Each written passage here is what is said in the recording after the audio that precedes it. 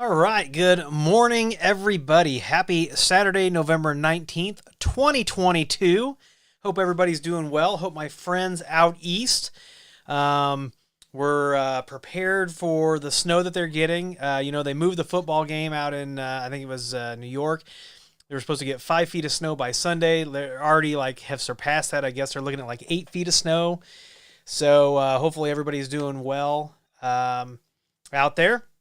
If you can hear me, make sure you give me a thumbs up. If you need to reach out for consulting, you just want to talk, want to bounce an idea off of somebody, go to williehowe.com, click Hire Us or the Contact Us form, and someone will reach out to you as soon as possible. Glad that the audio is good because I was so excited to get started that I forgot to ask everybody. So everybody's giving us all thumbs ups there. 24 of you, only 4 likes. Let the algorithm know that you enjoy this. All right, over to the comments real quick. You see the title is Qnap KoiBox Live. We are going to hook up this KoiBox, and you're going to get to see it on the screen as it boots. I've never booted it before. We'll talk about that here in just a second. So, good morning, CH. Unky Joe in the house. Jacob Johnson, good morning. Gordon, Jeremy, Gibby, Justin, Jordan, Techman, Chris, Gina, CH. All right. So what we're looking at here this morning, this is the KoiBox 100W. This is, Qnap, for all of the issues that they seem to have with their software, their hardware really kind of kicks ass. And this box, they sent it to me. And I kind of been struggling, to be honest with you, about how I wanted to present it, how I wanted to get it out there. I am going to do a live stream this week. It's Thanksgiving week in the United States. So at some point this week, I am going to do a live stream from this box because I can actually plug my webcam right here. I can actually plug it directly into this and use this as the presenting device. So we're going to see how that goes. But what this is, let me move some things around here. Hey, Michael. So what Qnap is really billing this as, I'm going to switch over to our other screen, is a high-quality video conferencing and 4K wireless presentation solution for business meeting rooms. Whew, that's a mouthful, right? But what it is it's basically, when you look at the hardware, I think I could turn this into a set-top box for media, honestly, because I can put an external hard drive in it. And it says it's the ideal replacement for costly SIP-based conferencing systems and features value-added 4K wireless projection. So what I actually am excited about this, let me tell you why I'm excited to do a presentation from this. And maybe we'll have to see if we can figure out how to open this up to the outside world from inside my network. But what you can actually do with this is people can join the meeting from their iPad, their iPhone, and they can watch whatever you're presenting on their device. So if you've got a room and you've got TVs or projectors and it's difficult to see, people can connect directly to this and see what you are presenting on their device. And I believe it's web-based, and I don't know if there's an app that you need. We're going to find all that out when we do our actual meeting. But you can see here it says join cloud meetings. So you can actually use this as a presentation device to join other meetings. And then other people can also share their mobile phone screens by scanning the QR code on the display. Other people can share their mobile phone. And so what comes in the box, you're probably wondering. So you get the KoiBox, and we're going to look at the hardware on this. And we're going to go through this, and then we'll go to the comments. So post your questions in the comments. But the hardware specs on this little box: an Intel Celeron dual-core 1.8 gigahertz, comes with 4 gigs of DDR4, a 30 gig M.2 SSD. That's likely where all of the operating system is. It does support 2.5-inch SATA drives. Does not come with one. Comes with 1 gigabit Ethernet port. Has 802.11ax or Wi-Fi 6 built in, Bluetooth 5.2, has HDMI output, 4 USB 3s, has an IR sensor, power button. It only takes 36 watts to run. Does have a Kensington security slot, and the dimensions are 45 by 232 by 152 millimeters. How big is that? Well, here is my Android, my Pixel 6, and it's not much really bigger than my Pixel 6. So I'm the more I'm thinking about this, the more excited I kind of get about it, you know, just trying to figure it out. They do have a compatibility list for hard drives that you can check out. I've got just some rando. Actually, you know what? I think I've got an SSD lying around here somewhere that I am going to I'm going to pull an SSD out and throw it in for recording so I can record some meetings. Maybe I'll record some videos on this and see how it works out. But here's a close-up of the box. So you've got your power and your IR sensor there on the front.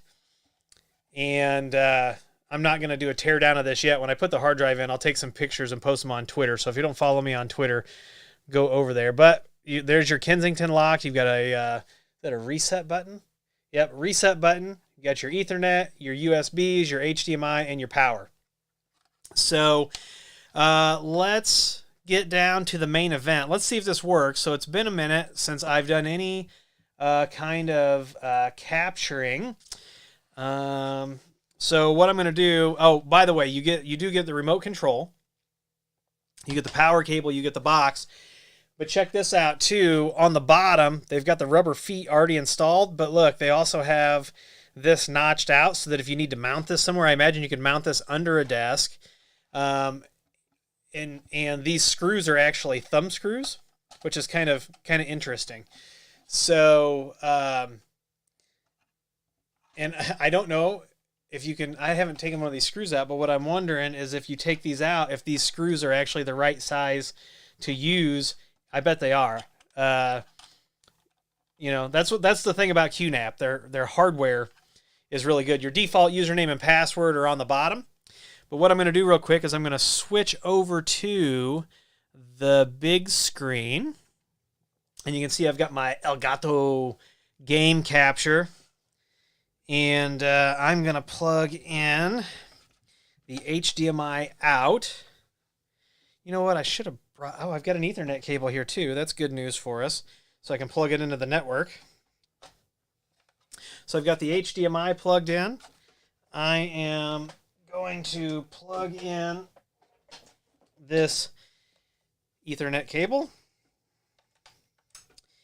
And I'm going to plug in the power. So that's all plugged in. I'm going to hit the power button. Okay, got a red light. Was a little leery there for a second. All right, let's see. Capture says it's got no signal coming at it. So let's see. Nothing like doing it live. Yeah, is a PC connected. So we'll see what happens here. Maybe I'll restart the stream software. Give me just a second here. And I'm going to restart this and see if we can get this up on the screen. Let's see. Elgato. Got our game capture going on here. It's firing up. One moment, please. And if this fails, then I'll do a full video, offline video on this and talk about the same things that we just kind of talked about. But we are trying to initialize here. Game capture HD 60. Detecting signal. And if it doesn't detect it, maybe we'll change it if it doesn't detect it as a PC. We'll try it as something else. No signal. Is the PC's yeah, it's definitely connected. Let's see. So let's try something. Let's try other. And yeah, we'll just try this and see what happens. Nothing, no signal. Well, it was worth a shot. And let me restart the software one more time. See what happens. Or let me you know what we'll do? I'm going to set this on the table right here. I'm going to put my mic. Try not to create a huge mess here. Hopefully this thing works, right? But what I'm going to do real quick is I'm going to open up, it should have grabbed an IP address from the network. So what I'm going to do, and I've been wanting to do some like live streams, like virtualization live streams, and like building it from scratch during the live. And so I really need to get my Elgato working. Hopefully it hasn't been plugged in a minute. So hopefully, hopefully everything is good with it. Let's see what happens here.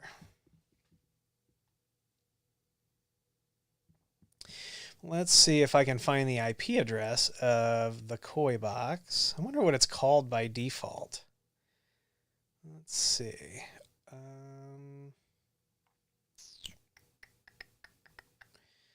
See if I can find one called Qnap here.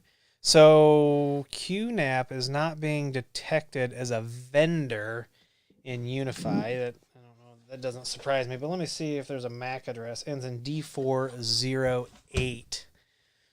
D4 colon 08. And could not find a match. So let's see. I'm showing all devices. Come on, Unify. If you want to see what I'm looking at here, I'll flip over. So I'm just trying to see if it grabbed an IP, and it doesn't look for some reason like it did. This has been kind of a bust all the way around. But live, when you try new stuff, you got to expect that you're going to run into a little bump, and you just got to kind of roll with it. Yeah, so don't know why I'm not getting any HDMI out, but I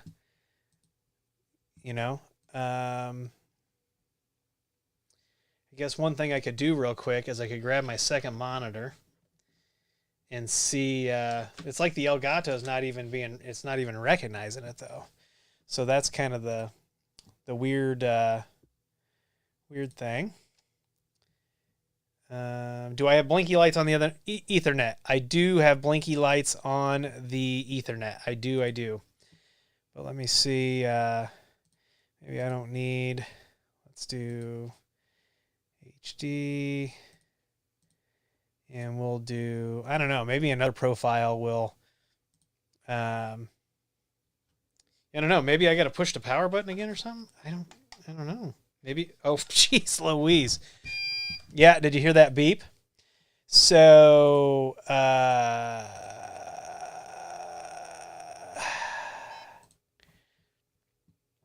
right. So, operator error. So let's see if it boots now. It booted. There we go. So I thought I pushed the power button once, and I'm like actually like 90% confidence level that I did that. Now I'm totally guessing, but I didn't, and the light turned blue, and it beeped, and now the Koi meter is booting up. So I'll bet you, and there's another beep. So I don't know if that means it's ready or what. But let's see what happens here. Still looks like it's booting. Okay, welcome. Press OK to set up your Koi meter. So, batteries. Let's see here.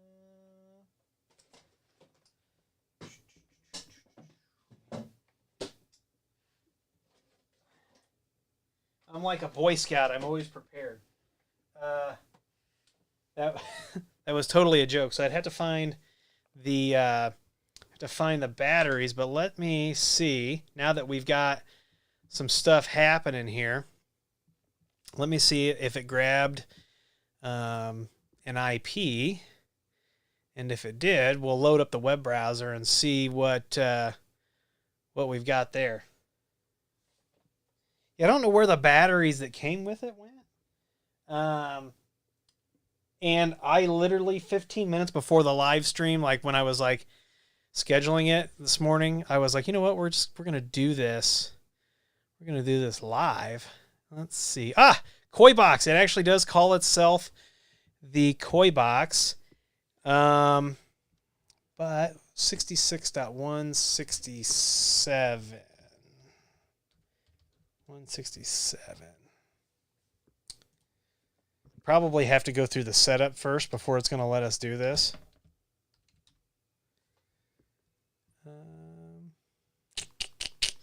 Yeah, I'd say we probably got to go through that setup first. So, real quick, go ahead and ask your questions, and let me see if I can find. I had a couple batteries down here. See if I can find that second battery that was literally here not that long ago.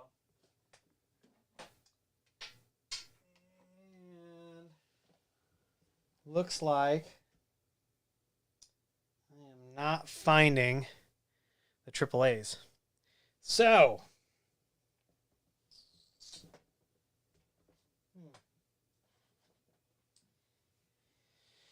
well, it was a valiant attempt, but at least everything is now set up so that I can do my video on it.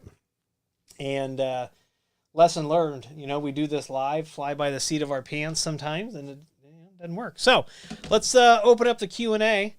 Didn't mean to waste, 14 minutes of your time or 10 minutes of your time, but let's take a look at the comments. Michael, good morning. Gibby says, that's an interesting design. Looks like a van with a sleeper. Yeah. Morning, David. Justin says, if only it was a Synology box. Yeah, I've been pushing Synology to do some different hardware things on the networking side, and they're not, like super duper crazy about it. And so, they I think have realized their limitations. They have a roadmap. They are going, somewhere else with that. You know what? Let me see if I can ping my wife and see if she would be kind enough to bring me some AAAs while we're talking about this.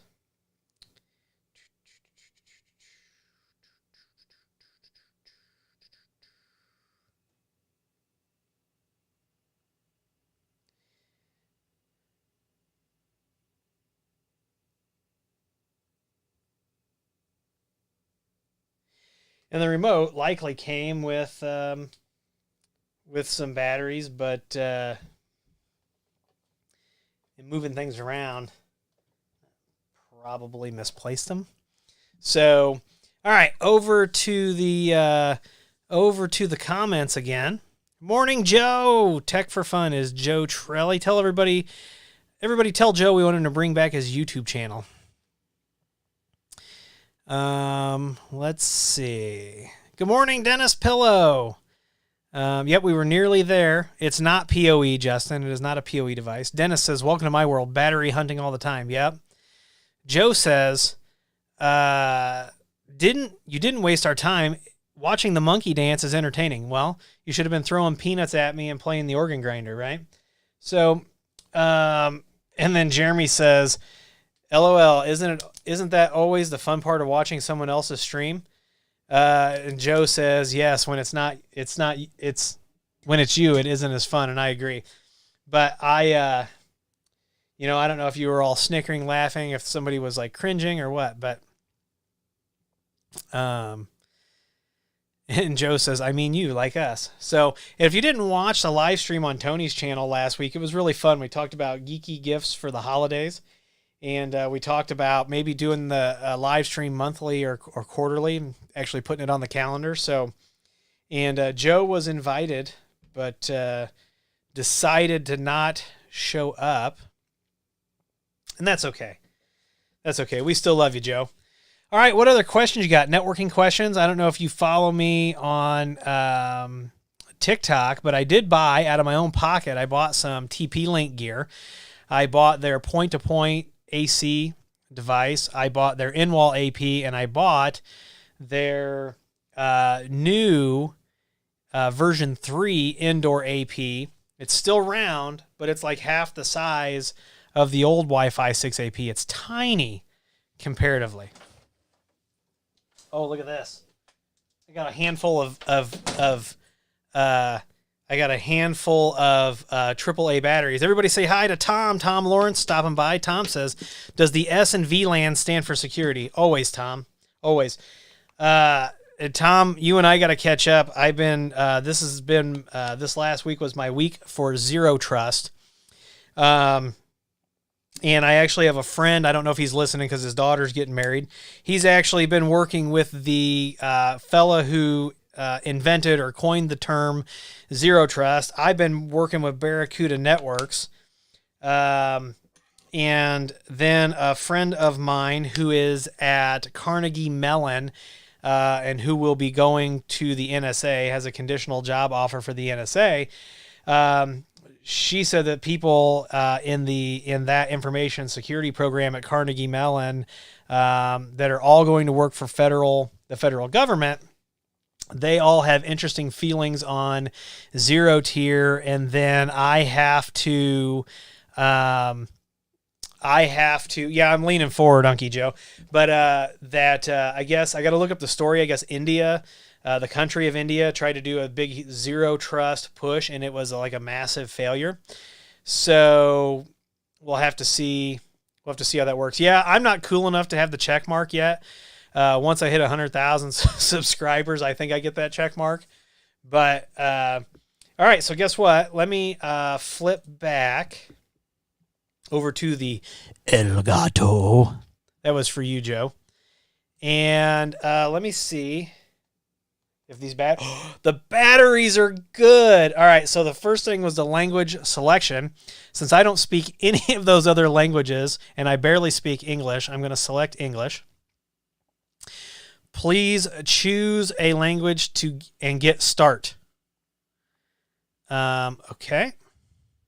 Yeah, Tom, I agree. Zero Trust is much more than microsegmentation. A lot of security people, I guess that's what we'll call them, think that it's just microsegmentation, and it's more than microsegmentation, right? And it is an enhancement on top of MFA. And by the way, Tom, I think you and I are on the same page. Any kind of MFA that I suggest that people implement, it's always TOTP, built on that open standard of TOTP. And because it avoids some of the issues that you see with the push MFA.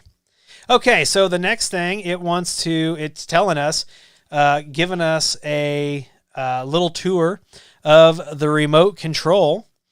And so I can either go back by hitting the back button, or I can go forward by hitting OK. So I'm going to hit OK. I don't have a keyboard hooked to it, but you can definitely hook a keyboard up to it, and it tells you the keyboard shortcuts. And I'm assuming that it's the same stuff that's on the remote. We're going to hit OK there. Okay, Ethernet is connected. For my friends in Europe, Ethernet is connected. Okay, restarting the Koi meter. By the way, this is kind of the setup that I'm going to use to record. I'm going to record, like I said, some of that live VM stuff. The KoiBox is set up to enhance security. This coming from Qnap. Qnap recommends logging into the QNE embedded to change the default account password. And I'm going to click OK on that. Welcome to the Koi meter. Good morning, Cody. Use wireless projection to share your computer screen content. Oh, so this is scrolling. I did not do this, by the way. It is scrolling. I don't know what time zone it's in. You can have different meeting presenters. So can I move these? Let's see. Yeah, I think I'm moving it. But let's go back. Okay, so like this is like where you're at, I think, until you, let's see. Why did that grab a, oh, so that's probably like the built-in stuff there. Okay. Let's see. All right, so start video conferences, test your equipment, create screen recordings and local recordings. So you can do, the streaming, you can do cloud, private meetings, and probably recordings is what I'm going to use this for. And where the hell is that thing plugged into that it got that IP address? Must be a different VLAN or something. That or it's Wi-Fi that's in it that's broadcasting. That could be it too. Let's see. Audio output, camera. I have no microphone, so we're just going to go to the video. Yeah, I know it's not connected. Yo. I just want to let it see if it'll let me do like return to home. So I'm going to hit the home button.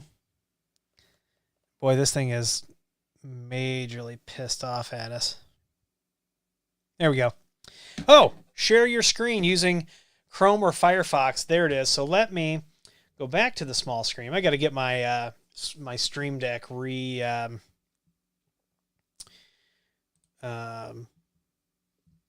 re-hooked up so I'm not hitting the keyboard. 66.167. I thought I tried to go to that earlier. I did try to go to that. Am I missing something here? http://192.168.66.176. You know what? I transposed some keys. That happens too. All right. Default certificate built in. Welcome. Loading.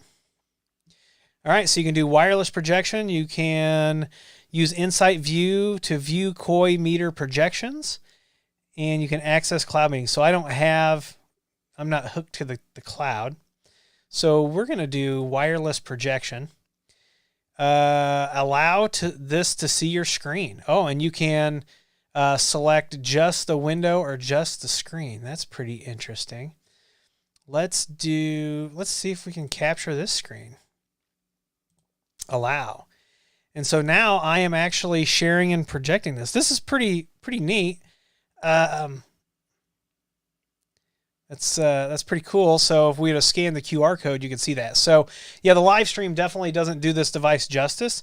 So this is just an intro. So watch for this video because this is on the desk, and I let my contact over at Qnap know that I was gonna. This was the next hardware video that I was gonna do. I've got some other videos coming out over the Thanksgiving week. My thoughts on Zero Trust and implementation on that, and some other network things, some wireless stuff. So some UniFi stuff. I'm kind of confused by the UniFi mobile hotspot that was released yesterday. If you haven't seen it, let me see if I can. Tom, you can chime in with your, because I sent you my my UniFi LTE, and you never did a video on it. So I don't know what your thoughts were on that, but if we hop back over here to early access, they did a video on it, so I've got no qualms about. I'm just looking to see if there's anything that I need that's in stock, because I do need some stuff. But yeah, this UniFi mobile router, and if you watched the video, you'll see that this is actually an entirely different platform. It's going to be under UniFi Mobility. Oh, let's open that tab. So I don't have any of the devices, but I am going to agree. Like I said, they already did this, and I don't have a code on a device, but you could see when this page loaded that it's very UniFi-like. I don't know why it's not integrated into UniFi, why they made it a separate platform. If you could use your own SIM cards, because we use Verizon with either Sierra Wireless or Cradle Point. So if I could use my Verizon SIM in this and have unlimited data, I would probably be a little bit better. I'd probably be a little more okay with this, because if you look at the cost of their data, pre-installed AT&T Nano SIM locked subscription plans are $15 a month for 1 gig, $30 a month for 5 gigs, and $70 a month for 20 gigs, plus $15 for each additional gig. So if you've got a small office with 2 people, they can easily, if they're checking email, doing things on the web, they can easily go past 20 gigs. I've got small offices with 2 people that in an entire month, not throw February out because it's a stubby month, but if you're looking at like a 31 day month, like these people can use 100 gigs of data, no problem. So, 100 gigs of data is going to be damn expensive with this. If you go to the video, there is some questions in the comments about like, what is it? Apparently this is a Cat 4. Yeah, the LTE Cat 4. And people were like saying that that's not a good product. Now, when I got into using LTE backhauls, I literally called a Verizon rep. I was like, hey, this is what we got. This is what they're doing. They're like, perfect. Cradle Point Series 800. When we do police cars, we use a Sierra Wireless. Everything is standard. There's no messing around with low-end hotspots. There's just no reason to do that. But somebody in the comments said that LTE Category 4 makes this, they said useless. Now, I don't know specifically that it's actually useless, but they seem to feel that way. So if somebody in the comments understands what that means, please let the rest of us know. And there's Tom's thoughts. He said, yeah, we thought it was dumb. And he's talking about, I sent him my Unify LTE device that they sell as the backup device so he could do a video on it because I get very little cell signal where I'm at. So, and I mean, I had like a window open, had it snaked outside, like was trying to do all kinds of stuff and just couldn't get a product I was happy with. So I was like, hey, Tom, you want to try this out? He's like, sure. Shipped it to him and yep, that's where we're at. So I was kind of confused by this. I guess if you're going to get a non-CGNAT IP, or if where I could see this being useful is if you've got these and you've got these remote sites and you wanted to do automatic VPN tunnels between the sites. If the software can do that, if it can bridge it, because I'm assuming for the price of this, you're going to be CGNATed by AT&T. They're not going to give you a static IP. They're not going to give you a non-natted IP, right? So, if somehow Ubiquity can, use their cloud and create a site-to-site VPN, I think this is pretty cool because then I could stick it in, if you've got a fleet of vehicles, right? And you just need them to have email on a screen or some sort of something on a screen and they're not using a ton of data, I can see it, right? For true mobility purposes, not running an office off of this. It would cost you a fortune to run an office off this.